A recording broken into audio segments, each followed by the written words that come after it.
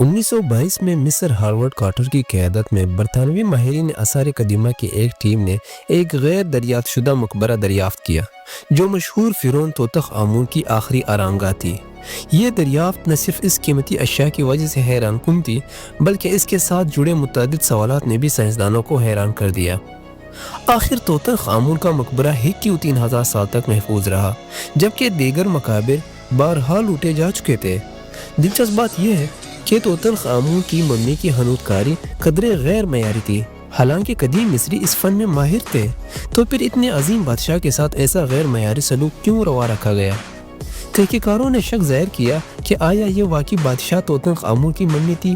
حال ہی میں سائنسدانوں نے سی ٹی اسکینز کی مدد سے دفن شدہ شخص کے چہرے کی ڈیجیٹل تصاویر تیار کی اور حقیقت کا پتہ چلایا۔ تاہم آج بھی دنیا ایک اور سوال سے حیران ہے، وہ سائنسدان جو مقبرے میں داخل ہوئے ایک کے بعد ایک کیوں مر گئے؟ جب کارٹر کی ٹیم کے ایک رکن کی موت ہوئی تو فرعون کی لعنت کی کہانیاں یورپ بھر میں پھیل گئیں۔ افواہ تھی کہ جو بھی مقبرے میں داخل ہوگا وہ جلد ہی بیمار ہو جائے گا یا مشکلات کا شکار ہوگا۔ کیا یہ محض افواہ تھی یا واقعی ایک پراسرار قوت کام کر رہی تھی؟ اگر لعنت واقعی موجود تھی تو اس کا آغاز خود توتخ آمون سے ہوا ہوگا۔ توتخ آمون نے 1332 قبل مسیح میں تخت سنبھالا جب مصر اپنے ہمسایہ مملکت نوبیا سے جنگ میں مصروف تھا۔ توتخ آمون صرف 9 سال کا تھا، اس لیے وہ خود حکومت نہیں کر سکتا تھا۔ اس نے ایک مشیر آئی مقرر کیا جس نے نوجوان بادشاہ کو مصر کی بحالی میں مدد دی۔ لیکن کیا آئی صرف ایک وفادار مشیر تھا یا بادشاہت کے حصول کے لیے ایک موقع پرست؟ اس وقت مصر نہ صرف جنگ کا سامان کر رہا تھا بلکہ بدعتی بادشاہ اخناتون کی حکومت کے اثرات سے بھی گزر رہا تھا۔ اخناتون نے 17 سالہ حکومت کے دوران بڑے مذہبی اصلاحات کیے۔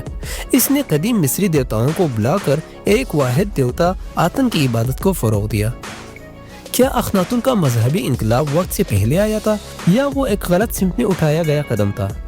اس نے دیگر مذاہب پر پابندی عائد کی اور پرانے مندروں کو منہدم کرنے کا حکم دیا۔ اس نے ایک نیا دارالحکومت امارنا تعمیر کیا اور نئے مندروں پر بے پناہ دولت خرچ کی۔ اگرچہ یہ تمام مندر صرف بادشاہ کے ذاتی استعمال کے لیے تھے، اخناتون نے اعلان کیا کہ صرف وہی آتن کی عبادت کا حق رکھتا ہے۔ عوام کو اپنے پرانے دیوتاؤں کی عبادت چھوڑ کر اخناتون کی اطاعت کرنی پڑی۔ کیا یہ مذہبی اجارہ داری مصر کی تباہی کی جڑ تھی؟ یہ تبدیلیاں روایت کو کمزور کرنے اور مصر کی سماجی و سیاسی زندگی پر گہرے اثرات ڈالنے کا سبب بنی۔ بالآخر اخناتون کو بدعتی قرار دیا گیا اور اس کا نام اس کے موت کے بعد مٹا دیا گیا۔ لیکن ایک شخص اس نام کو کبھی نہیں بھولا، وہ اخناتون کا بیٹا اور وارث توتخ آمون تھا۔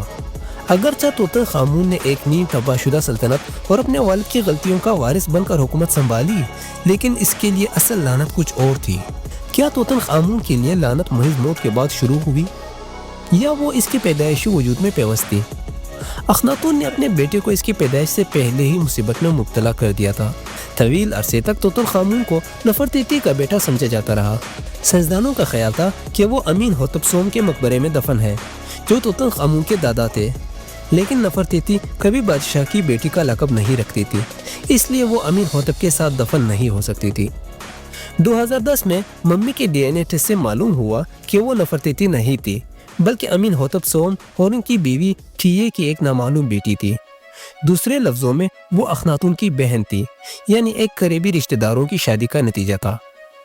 کیا شاہی خون کی خالصتاً حفاظت ہی آخرکار بادشاہت کی تباہی کی وجہ بنی؟ توتخ آمون متعدد جنیاتی بیماریوں کے ساتھ پیدا ہوا جن میں پاؤں اور کھوپڑی کی خرابی، تالوں کا شگاف شامل تھے۔ 2005 میں فرانس، امریکہ اور مصر کے سائنسدانوں نے سی ٹی اسکینز کی مدد سے اس ممی کی بنیاد پر ایک تصویر تیار کی۔ انہوں نے ممی کی 1500 سے زائد تصاویر کا استعمال کیا۔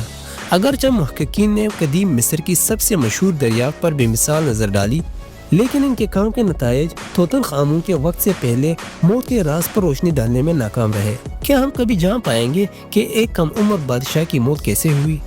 ظاہر ہے کہ وہ بہت زیادہ تکلیف میں مبتلا تھا۔ مزید برآں دیوتاؤں کی لعنت توتخ آمون کے مرنے کے بعد بھی پریشان کرتی رہی۔ کیا دیوتاؤں کا قہر اس کی ممی کے ساتھ آج بھی زندہ ہے؟ شاید یہی لعنت ان سائنسدانوں کے لیے بھی مصیبت بن گئی جنہوں نے بادشاہ کے مقبرے کی کھوج کی۔ توتخ آمون کے مقبرے کے دورے کے فوراً بعد امیر امریکی مالیاتی ماہر جارج جے گولڈ کو انفیکشن ہو گیا اور وہ چند ماہ بعد فوت ہو گئے۔ ہاورڈ کارٹر کے ساتھی اور مہم کے مرکزی اسپانسر جارج ہربرٹ 5ویں ارل آف کارنارون بھی مقبرے میں داخل ہونے کے 1 سال بعد ایک پراسرار انفیکشن سے مر گئے۔ 5 ماہ بعد ان کے بھائی مہمجو اور سفارتکار کرنل آوبری ہربرٹ سیپسس سے ہلاک ہو گئے۔ یہیں سب سے دلچسپ حصہ شروع ہوتا ہے۔ کیا توتن خامون خود بھی انفیکشن سے ہی مرا؟ اگرچہ توتن خامون کی ممی پر تقریباً 100 سال سے تحقیق کی جا رہی ہے، لیکن سائنسدان اب بھی اس کی موت کے معاملے پر متفق نہیں ہو سکے ہیں۔ ایک نظریہ یہ ہے کہ توتن خامون کو سر پر ضرب لگا کر قتل کیا گیا۔ سائنسدانوں نے اس کی کھوپڑی کے اندر پائے جانے والی ہڈیوں کے ٹکڑوں کو اس کی وضاحت کے طور پر دیکھا۔ یہ ٹکڑے 1960 کی دہائی میں لی گئی ایکس رے کی تصاویر میں آسانی سے نظر آتے ہیں۔ فرعون کی ممی کی ایک ٹانگ ٹوٹی ہوئی تھی اور اس کی پسلیوں کا زیادہ تر حصہ غائب تھا۔ کیا وہ واقعی کسی حادثے کا شکار ہوا یا یہ ایک سوچا سمجھا قتل تھا؟ اس سے سائنسدانوں کو یقین ہوا کہ بادشاہ کو شاید ایک رت نے ٹکر ماری تھی، شاید 2 بار۔ اس معاملے میں مرکزی مشتبہ شخص بادشاہ کا مشیر آئی تھا۔ اسے توتن خامون کے قتل سے سب سے زیادہ فائدہ ہوا۔